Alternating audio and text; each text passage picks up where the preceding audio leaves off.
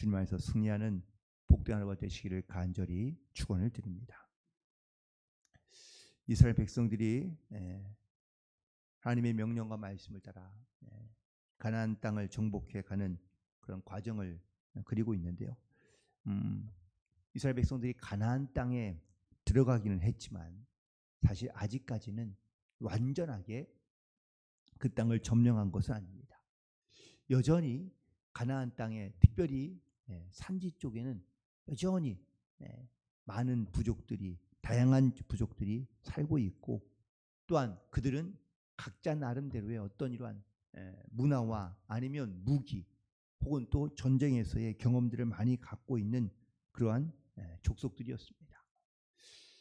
특별히 오늘 말씀 가운데 하나님께서 명하신 가나안 땅에 차지하기 위하여 특별히 갈렙이라는 사람이 등장하는 여호수아와 함께 이 갈렙이 이 가나안 땅을 정복하고 이 가나안 땅을 차지하는 데 큰 역할을 차지하게 됩니다. 오늘 그 중에서 또한 갈렙이 이 헤브론 땅을 차지하게 되는 과정 가운데 어느 한 드비라는 땅을 차지하기 위하여 그가 전쟁을 준비하고 있는데 그 땅을 차지하기 위하여 그가 스스로 움직인 것보다 그 땅을 차지하는 자에게 자기가 자기의 딸을 주겠다고 이렇게 약속하고 있는 장면이 등장하게 됩니다. 어떠한 전쟁에서 혹은 또 어떠한 방법으로 그 전쟁에 승리하게 하느냐라는 어떠한 중요한 어떤 상금이나 아니면 또 그 상급을 걸고 그렇게 전쟁을 치르게 하는 경우들이 종종 있는데 사실 성경에 보면 성경뿐만 아니라 인류의 역사 가운데 사실 전쟁에서 승리한 장수가 뭐 왕의 사위가 되거나 아니면 공주를 얻게 된다는 그런 이야기나 아니면 그런 또한 그 사건들을 우리는 많이 듣게 되기도 하고 보게 되기도 합니다. 특별히 이스라엘이 가나안 땅을 정복하고 가나안 땅을 전쟁에서 승리하게 하는데 이것은 단순히 자기의 어떤 생과 그리고 혹은 또 자기의 어떤 경제적인 이익을 위하여 이 전쟁을 하는 것이 아니다라는 것을 이스라엘 백성들이 분명하게 알고 있어야 된다는 사실이었죠. 이 전쟁의 목적은 하나님의 명령과 말씀을 이루기 위한 그러한 거룩한 전쟁이었다라는 것을 이스라엘 백성들이 알고 또한 그 영적인 전쟁 가운데 나아가야 했다라는 사실을 말씀하고 있는 겁니다. 특별히 갈렙은 오늘 이 전쟁에서 승리한 자에게 자기의 딸을 주겠다고 이야기하고 있습니다. 오늘 말씀 가운데 묵상하다 보니 특별히 우리가 묵상하고 있는 묵상집에서는 이 아내를 주었다는 이 내용을 좋은 배우자를 만나야 된다라는 그러한 방향으로 말씀하고 있는 것을 보게 됩니다.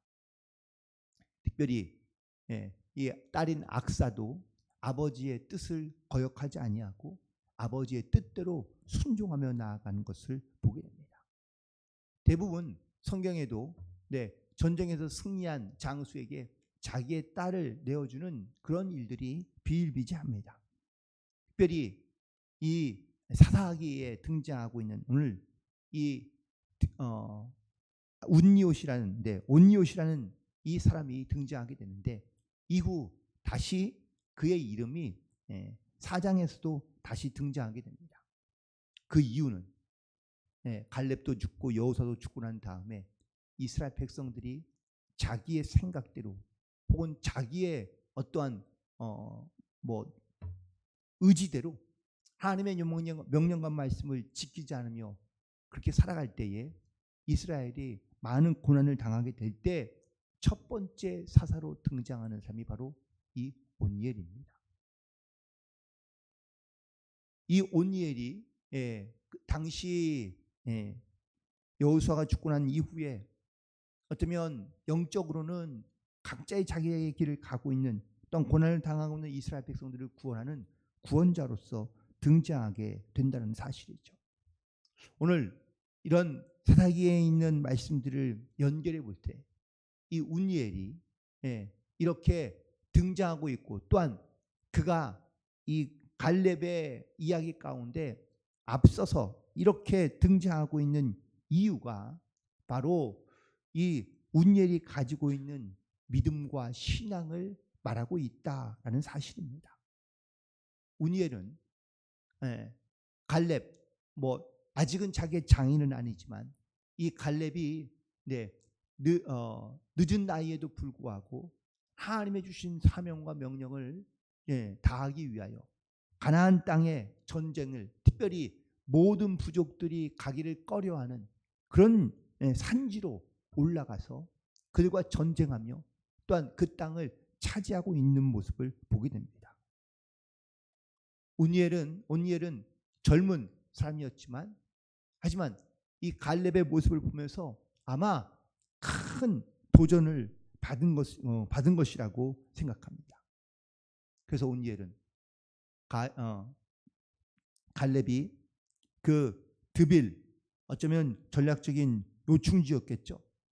그 드빌을 차지하는 자에게 자기 딸을 주겠다라고 약속할 때 이 온니엘이 그 갈렙의 딸을 사랑해서가 아니라 먼저 이 하나님의 명령과 그리고 하나님의 뜻인 이 가나안 땅을 정복하는 이 일에 자기가 나서야 되겠다라는 믿음의 결단을 가지고 나왔던 것이고, 그리고 하나님께서는 이런 마음을 갖고 있는 온니엘에게 하나님께서 그 전쟁에 승리하게 해주셔서 그 땅을 차지하게 해주신 줄로 믿습니다.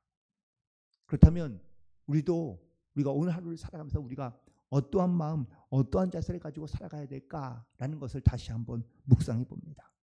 우리가 누가 시켜서가 아니라, 혹은 또한 내게 어떤 어려움이 있어서, 문제가 있어서가 아니라, 어쩌면 이 전쟁에 사실 목숨을 잃을 수도 있고 아니면 자기에게 큰 어려움이 당할 수 있지만 그럼에도 불구하고 믿음으로 순종하며 나아갔던 이 온니엘, 또한 아버지의 명령에 거부하지 아니하고, 그리고 정말 그 믿음의 사람을 남편으로 맞이하여 드린 딸, 그의 갈렙의 딸도 역시 하나님을 향한 믿음과 순종을 통하여 그들이 한 부부가 되었다는 사실을 다시 한번 깨닫게 됩니다. 오늘 우리는 내게 주신 하나님의 명령과 말씀을 따라 이렇듯 담대한 믿음과 순종을 통하여, 그리고 하나님의 영광을 위하여 담대하게 나아갈 수 있는 그런 모든 성도들이 되기를 주님의 이름으로 간절히 축원을 드립니다. 그러자 오늘 이 믿음으로 나아갔던, 순종함으로 나아갔던 이 사람에게 하나님께서 전쟁의 승리를 주셨죠. 이후에 16절과 17절에 보니까 유다 지파에 대한 이야기와 전쟁의 이야기가 등장합니다. 특별히 이 유다 지파는 시몬 지파와 그리고 모세의 장인이었던 후손인 겐 지파가 이렇게 연합하여 한 지파를 이루게 되고, 그리고 전쟁에서 나아가게 됩니다. 특별히 하나님의 명령에 역시 순종하여 스밧이라는 그러한 지역을 진멸하게 되는데요. 여기서 등장하고 있는 이 진멸이라는 단어가 우리가 좀 주목해 봐야 할 단어입니다. 특별히 하나님께서 이스라엘 백성에게 명령하실 때 아무것도 남기지 말고 진멸시키라라고 하나님께서 명령하신 말씀들을 보게 됩니다. 그렇다면 이 진멸이라는 것은 아무것도 남기지 않는다라는 의미를 갖고 있는 단어인데요.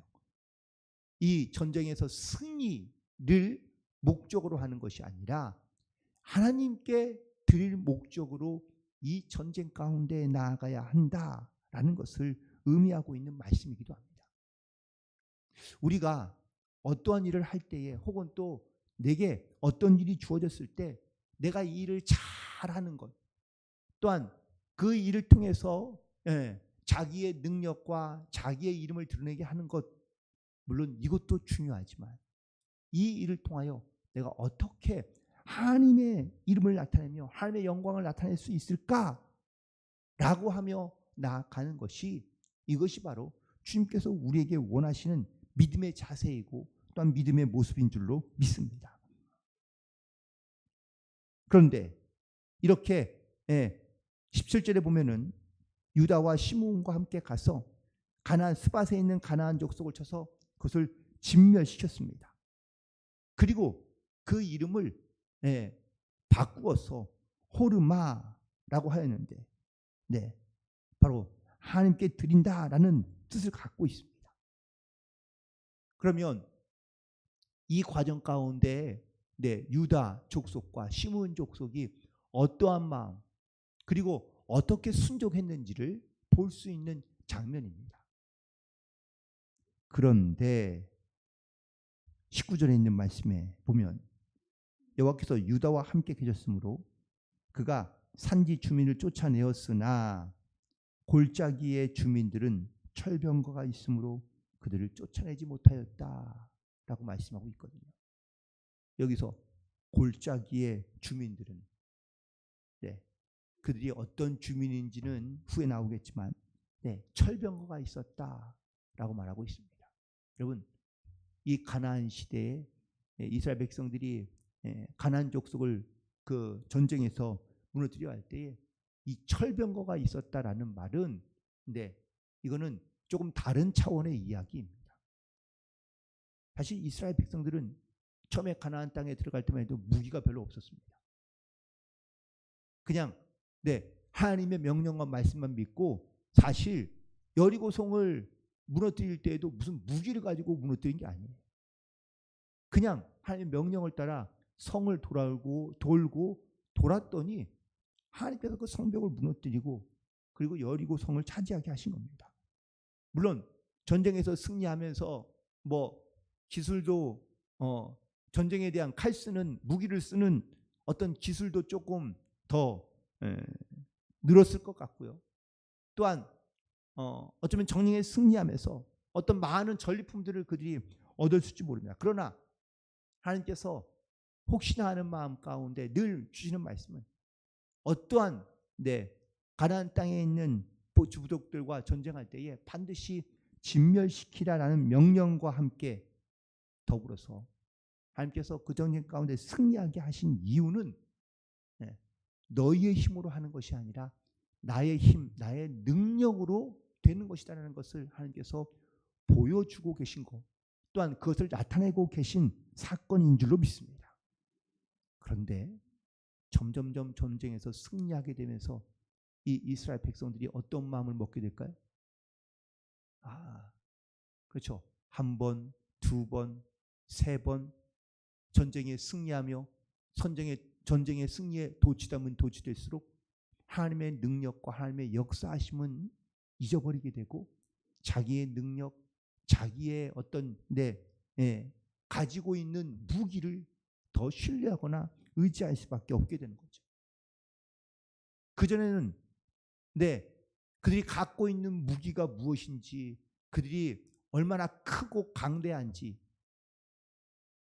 사실 거기에 대해서는 관심이 없었던 이스라엘 백성들이 이제는 점점점 사람이 보이고 환경이 보이고 무기가 보이기 시작했다라는 사실입니다. 처음에 애굽에서 나와서 광야에 있을 때에 정탐꾼을 보냈습니다. 가나안 땅에. 가나안 땅에 정탐꾼이 갔다 와서 한 이야기가 뭐죠? 저들은 크고 저들은 무기가 좋고 우리는 메뚜기라 전쟁을 하면 절대 이길 수 없다라는 것이 그들이 보고 그리고 듣고 온 그러한 이야기였습니다. 또 정탐꾼들이 전한 이야기를 들은 이스라엘 백성들은, 광야에 있던 이스라엘 백성들은 어떤 마음이었죠? 혼돈과 그리고 혼란이었습니다. 하나님께서 약속하신 땅에 들어가려 하는데 그들과 전쟁해야 되고 또 그런 사람들과 전쟁한다면 과연 우리가 이길 수 있을까? 라는 것이 두려움이었고, 그래서 이스라엘 백성들은 모세와 하나님을 원망하며 그리고 모세를 죽이려 했다라는 사실이죠. 우리가 말씀을 따라 순종하며 살아가긴 하지만 우리는 눈에 보이는 것 때문에, 내가 아는 것 때문에 우리는 그 주님의 명령과 말씀대로 순종하지 못할 때가 많다는 겁니다. 결국 유다와 시므온은 그리고 그들을 쫓아내지 못했다고 말씀하고 있습니다. 쫓아내지 못했다라는 이 말씀이 이후에 어떻게 이스라엘 백성들의 미래와 역사를 이끌어가게 되는지 여러분 아마 마주하게 될 것입니다. 자, 또 21절에 있는 말씀, 베냐민 자손은 예루살렘에 거주하는 여부수 족속을 쫓아내지 못하였으므로 베냐민 자손과 함께 오늘까지 예루살렘에 거주하니라라고 말하고 있습니다. 여기도 베냐민 지파가 등장하는데, 베냐민 지파도 예루살렘에 있던 이 예루살렘도 지금 우리가 알고 있는 예루살렘 언덕 위에 다시 지어져 있는 그러한 성전을 우리가 기억하는데, 이 예루살렘도 마찬가지입니다. 산 위에, 당시 보면 그런 가나안 땅의 성 위에, 산 위에 있었던 그런 족속이라고 말할 수 있습니다. 그런데 그들도 역시 이 예루살렘에 있던 여부수 족속을 쫓아내지 못합니다. 그러니 쫓아내지 못했다는 이야기는 어떤 의미를 갖고 있는 거예요? 아예 그냥 정복하지 못하니 그들을 그냥 그들 산채로, 혹은 또 그들이 그냥 있는 그대로 그들과 대적하면서 항상 살아갈 수밖에 없다라는 것이 첫 번째 의미이고, 두 번째는 함께 섞여 사는 겁니다. 진멸하지 않고 쫓아내지 않고 그들이 항복하고 들어오니까 그래, 우리 받아줄게. 그래서 함께 그들과 섞여 살기 시작하는 거예요. 하나님께서 분명 진멸하라고 명하신 이유는 가나안 족속이 갖고 있는 그런 어떤 이방을 섬기는 문화나 아니면 풍습과 그런 사고방식들로 살아갈 것을 하나님께서 사실 염려하셔서 그 땅에 있는 모든 것들을 다 진멸하라고 명하셨는데, 그래서 그 명령대로 진멸하여 나아갔을 때는 이스라엘 백성들 가운데 문제가 없었지만 진멸하지 아니하고 그들을 내버려 두거나 아니면 그들과 섞여서 함께 거주하기 시작하자 이스라엘 백성들이 점점점 변질되어 가고 달라져 가 결국은 사사기의 큰 주제인 자기의 소견대로 옳은 대로 살아갔다라는 이 말씀이 결론적으로 지어지게 되는 것을 보게 됩니다. 오늘 우리는 하나님의 말씀과 또한 뜻대로 살아가려 하지만 우리에게 언제든지 낙심하고 절망하고 낭망하는 때가 있습니다. 그러면 그 이유를 가만히 돌이켜보면 늘 항상 우리가 하나님의 말씀대로 혹은 하나님의 또한 하나님만 바라보며 나아가지만 내 눈에도 역시 하나님 말고도 다른 세상의 것이 보이기 시작했기 때문이라고 말씀할 수 있습니다. 마태복음 14장에도 보면 예수님께서 오병이의 기적을 일으키고 난 다음에 제자들을 먼저 배를 타고 보내셨는데, 그날 밤중에 그 바닷가에 큰 풍랑이 일어납니다. 그때 예수님께서 산에서 기도하다가 바다 위를 걸어오고 계세요. 제자들이 보고 깜짝 놀랐습니다. 그때 베드로가 두려운 마음에 주님이십니까? 라고 묻자 예수님께서 나다 라고 대답하시거든요. 그래서 베드로가 자기도 바다 위를 걷게 해주세요 라고 이렇게 요청하자 오라 명하십니다. 그때 베드로가 어떻게 했습니까? 바다 위를 걸어갑니다. 여기까지만 해도 베드로는 주님을 바라보며 또한 주님만 생각하며 주님만 의지하며 나아갔던 거죠. 그런데 갑자기 그에게 파도가 보이고 바람이 보이자 어떻게 됩니까? 물속으로 빠지게 됩니다. 그러면서 베드로에게 하시는 말씀이 왜 나만 보지 아니하였느냐라고 말씀하십니다. 믿음이 없느냐라는 책망의 말씀이지만 그 믿음이 없는 책망을 하신 말씀이 왜 나만 바라보지 아니하느냐라고 책망하신 말씀입니다. 베드로도 사람인지라 주님만 바라보고 나아갔지만 하지만 파도도 보이고 바람도 보이니 두려운 마음을 갖게 될 수밖에 없는 것이죠. 우리도 믿음으로 주님 앞에 나아가며 지금 오늘 본문에 등장하는 이스라엘 백성들도 믿음을 가지고 가나안 땅에 들어가 전쟁하며 나아가지만 하지만 그들도 모두가 다 인간인지라 사람이 보이고 환경이 보이고 또한 여러 가지 다른 상황들이 보이기 시작하자 그래 하나님의 말씀대로 온전히 순종하지 못하는 것을 보게 됩니다. 오늘 우리에게 주신 이 하루 우리가 정말 주님만 바라보며 믿음으로 담대히 나아갈 수 있는 그런 모든 성도들 되기를 간절히 소망합니다.